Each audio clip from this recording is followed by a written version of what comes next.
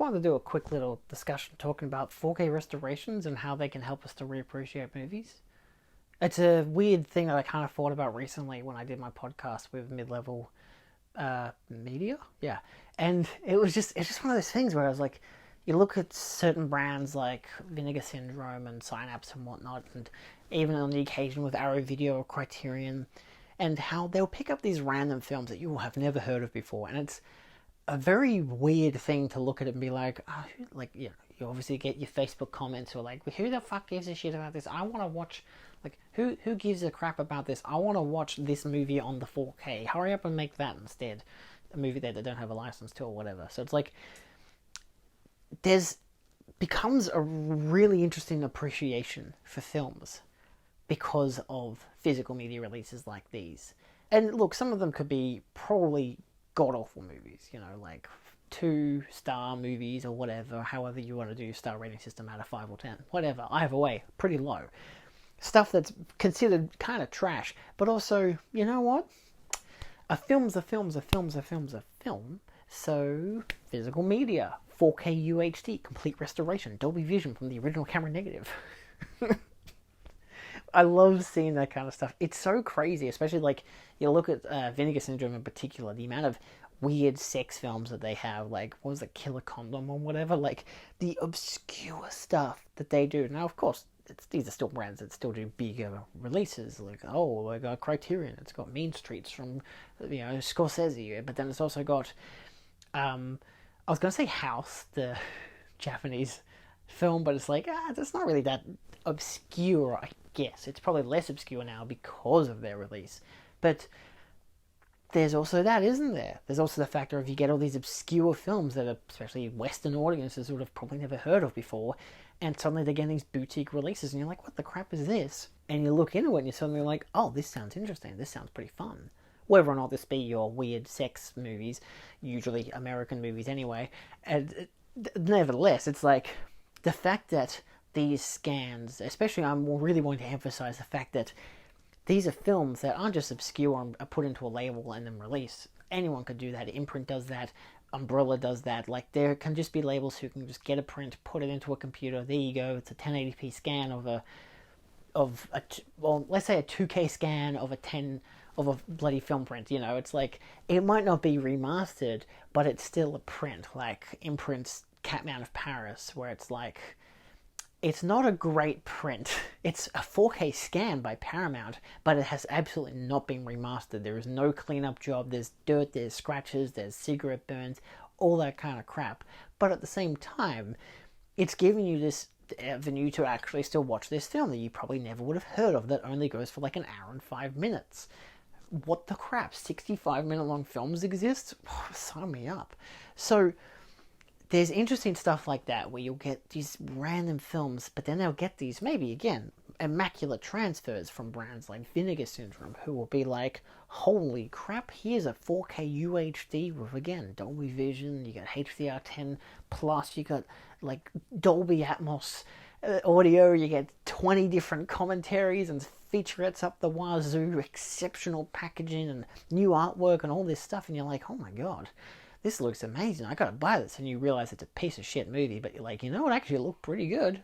Like, sometimes a piece of shit can just look a bit better with some glitter tossed on it. And that's usually what some of these companies do. And a lot of people don't recognize that that these films exist until something like this happens. There are so many films that I have on my shelf that I had no idea existed, not just because I'm young and whatnot, but also because there's a lot of goddamn movies that exist, and it's like the fact that they exist and now they're presented to you in this glorious package that is just like, that's amazing. I never knew that existed. My biggest praise being something like Houseu, which again is probably to some degree a well-known enough film, but I feel like I'm thinking more of Suspiria in that angle. Like, they have these I'd say non-American, let's be completely honest, distribution circles that people don't really know about it until they do, and then it suddenly becomes a thing and people know about it, and then boom, 4K UHDs. Something like, again, Suspiria is a good example of that. House is a great example of it. Stuff for me that, if not for the maybe slight interest in pop culture, or some people referencing, hey, I got this and it was really fun, you should check it out. Like, there are YouTube channels that do that they will get in new releases of films. They'll be like, hey, here are 5 criterions that you've probably never heard of, and you should check them out. I've watched them, I've gone through the special features. I'm going to give you my impression on not just the film, but also the physical format, and say, you should get these because they're really fun, they're really interesting. If you like these films, you'll like this. You know, that kind of marketing ploy that some companies use for movies now, which are like, it's like 2001 meets Pink, the movie. I'm talking about Barbie, but like something like that, you know? So it's like stupid stuff like that, but in this case it works better because it gives you an idea of what you could be buying on a physical format. Now, at the same time, again, the main emphasis is also the fact that, not the main emphasis, but a good emphasis here is that, yes, these films could be absolutely atrocious, but at the same time, they're here, and you can buy them, and it's wonderful, and it's just a surreal experience to look at all this physical media and all these movies that have been remastered in such an amazing condition, assuming that the companies actually gave a shit, because again, Paramount will give you a 4K scan. That doesn't mean it's been remastered, but that's just some companies that are like that. Disney's the same, where they'll DNR the crap out of their classic animated films to make it look more like the films of today, which is just stupid. Make them look like they did when they were originally released, you stupid fragdoodles. It's just, there is different elements that makes you surprised by how good a film could look, and sometimes that can sway your opinion as well. You know, you could look at this film and be like, this is a dog shit film. But you know what? I really liked it because the transfer was glorious. I could see everything. It looked amazing. The details and the effects work. A film like Burial Ground, which is like, it's not really a traditionally good film. It's basically just an excuse for a softcore porn and then a lot of blood and gore. But at the same time, the 4K scan, the 4K UHD, I should say, by 88 Films was immaculate. A beautiful 4K that I have... It's like, this film is not great, but holy crap, I enjoyed it a lot more because I could see shit, and I could be like, wow, this looks amazing. This is such an experience. It's amazing to see this, you know? It's like with a lot of the Universal Monster films. Like, a lot of them, the sequels that you're like, who the hell gives a shit about Wolfman 76 back in action, you know? But hey, it's a 4K scan and it has like some cool special features, so that's pretty neat. It's not a real movie, but that's, you know, there's a lot of... Where is that box set? Oh, it's buried underneath Godzilla.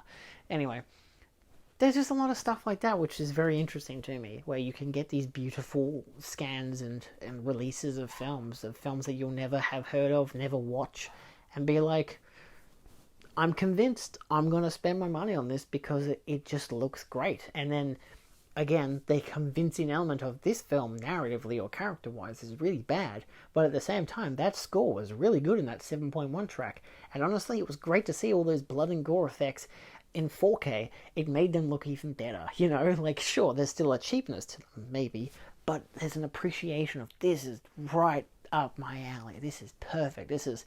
If not for me being able to see these gore effects, I probably would have thought this was crap. So again, very much that glitter on a turd kind of ordeal, but sometimes the turd is actually secretly a diamond, and that diamond is actually secretly a turd. So, you know, the impressionability of people is still up in the air. It's very subjective, but at the same time, these transfers are amazing, and it's weird that there is a film called Killer Condom that got like this brand new restoration, and I'm like, well, someone's gonna buy that. If I have the access, I will buy it. I don't know, that could be fun. Who knows? It sounds stupid, but I don't know. I have a lot of stupid movies in my collection. I have one that's a Batman porno that they found the transfer, like a film print, and remastered it for Blu-ray. I cannot say the last name of the title because it's explicit. But yeah, it's a remaster. It's on Blu-ray. It's a thing. It's not great, but it exists. It's actually porn. It's not like really a narrative film, but still. So, yeah, I don't know. It's a really fun thing to know about these boutique brands and all these labels that allow access to films that you never would have thought imaginable, that you never would have known had existed, and they can open up avenues into what you would like to watch next. The amount of Italian films, especially giallo, I got into because of Suspiria and Dario Argento's works. You know, the amount of martial arts films, because I started watching a lot of the 88 films and Eureka's releases of all these Jackie Chan films, and I started discovering all these other avenues of different people and different actors. And I'm like, this stuff is amazing. And it is. They're not turds. They're just like, it's just one of those things of this different avenue of like, oh my god. All because of these films that were so gloriously remastered, even if the films themselves were kind of meh, I still liked this really cool aspect about it. I want to explore that avenue more. You know, like again, the blood and gore effects of a horror film or the martial arts of a martial arts film. So, yeah, I don't know. Take a look around, see what you like, see what you can enjoy, and I don't know, let me know what you find. Have fun. Bye bye.